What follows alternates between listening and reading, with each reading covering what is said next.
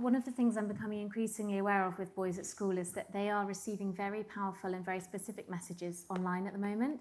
I think one of the most important things that any parent of a son can do at the moment is to try and familiarise themselves a little bit with the messaging that their boys will be getting online. It's shocking.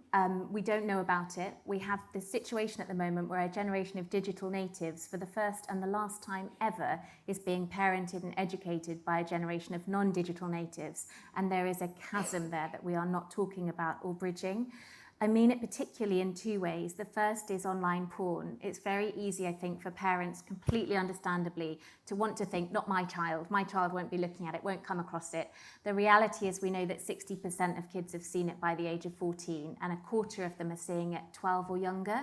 So they are likely to come across it, and the messaging is likely to be quite extreme. It's worth just having a look, because when we talk about online porn, I think a lot of parents think we mean the equivalent of an FHM or a Playboy centerfold, but online.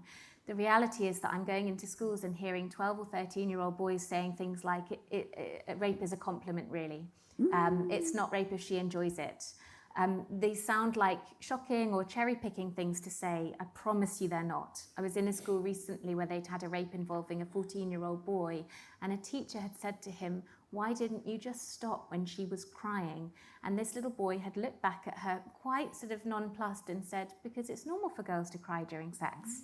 And that is something I'm hearing again and again. Crying is part of foreplay. What kids are seeing online, what they are seeing, what is widespread and easily accessible, is sending them some very specific messages about what it means to be a man, and particularly in a relationship with a girl, what that looks like. The second thing, and this is off topic from my current book, but the book I'm working on at the moment, my next non-fiction book, is about some very, very widespread online communities who are very specifically and deliberately targeting boys and grooming boys. What if it was any other kind of message we would call a form of terrorism, a form of extremism, and specifically a form of radicalization, is happening to young white boys online, and it's about hating women. And it's specifically about communities telling them that feminism is taking something away from them. Have you heard about Me Too? Did you know men are being fired for it when they haven't done anything? Did you know that about 75% of rape allegations are actually false? Did you know that women wake up and regret having sex the next day and they get men thrown in prison to make themselves feel better? These are messages that are being very deliberately targeted at our boys and young men. A really good way of taking their temperature is if you hear your boys talking about snowflakes, if you ever hear them using the word triggered, if you hear them talking about somebody being butthurt, it's likely that they've come across these messages in these communities. They're really insidious. They're not just in kind of extremist communities that boys have to seek out online.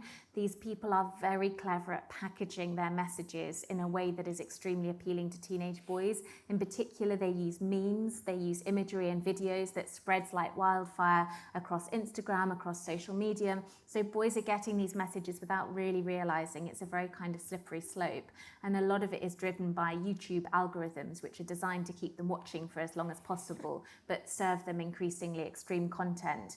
And young boys in particular are getting all of their information and news from YouTube more than any other platform. So the only way to tackle that is to have a conversation. The only way to tackle misinformation is with better information. And the only way to tackle shame is with an open conversation that doesn't heap more shame on them, that says, okay, this might be what you've heard, let's talk about it. It's not about saying you're wrong or you're bad or you're evil, but if we don't have the conversation, then we're leaving a vacuum there to be filled in by bad information. So I would say, get online, have a look at the kind of thing your boy might be seeing online, and then start a conversation about it.